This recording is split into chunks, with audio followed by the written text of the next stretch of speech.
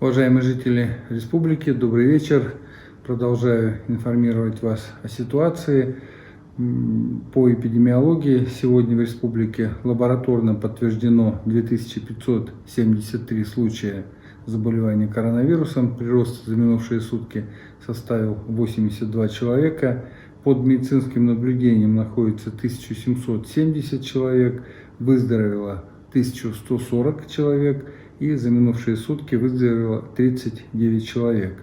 В структуре заболевших, как я последние дни говорю, у нас также остается практически наполовину Воркута и Усинск. Сегодня в республике по моей просьбе прибыли и работает руководство компании «Российский экологический оператор». Я вот сейчас активно выезжаю в муниципалитеты.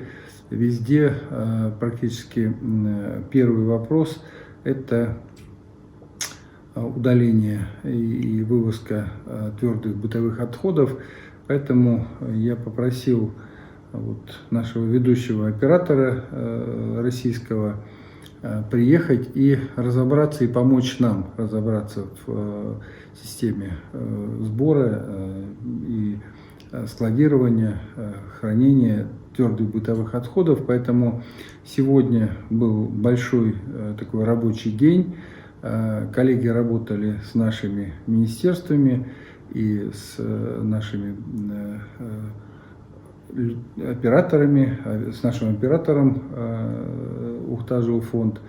Ну и я хочу сказать, что вот это будет действительно приоритетным нашим вопросом и на ближайшую перспективу, потому что это вопрос, который волнует жителей, во-первых,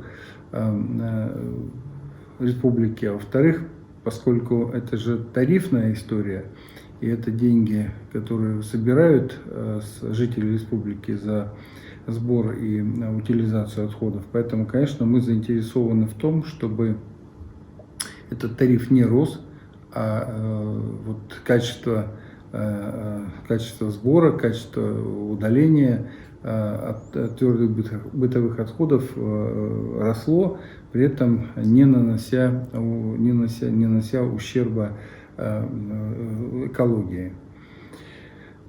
Договорились о том, что если у нас действительно вот все получится, мы постараемся предложить и сделать пилотный проект с тем, чтобы можно было действительно войти в экологическую программу, в российскую.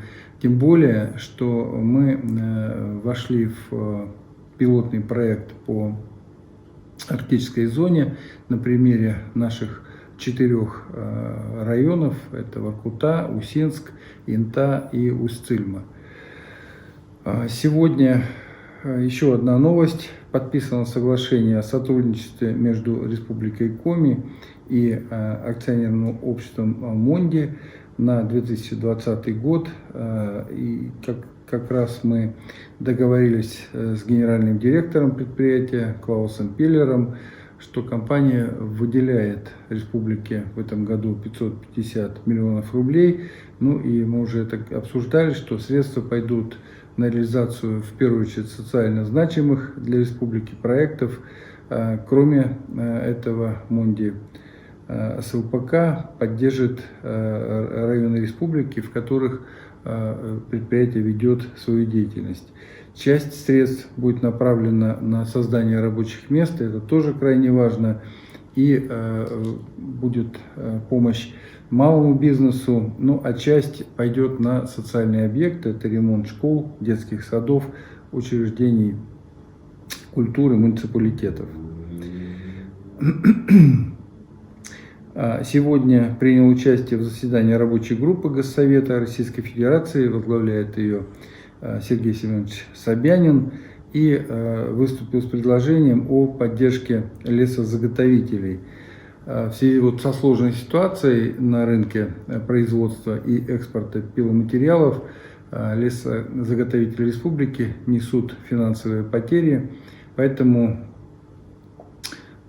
задерживает арендную плату за использование леса ну и что приводит к расторжению договоров и, следовательно, увеличению числа безработных, потому что расторгнутый договор – это остановка работы. И, конечно, это сегодня очень непростая ситуация, ведет к росту социальной напряженности.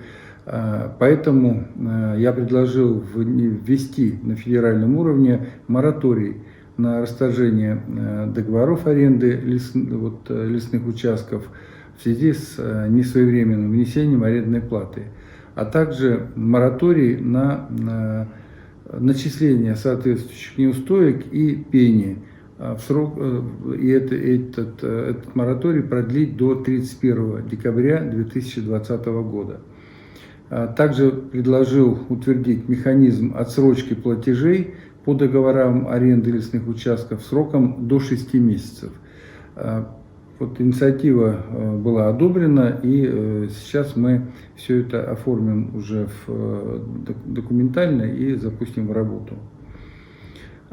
Продолжаю проводить встречи с представителями общественных объединений. Встретился с председателем Федерации профсоюзов Республики Людмила Ивановна Лишенкова и председатель общественной организации профсоюзов работников ЖКХ Владимир Леонидович Толмачев.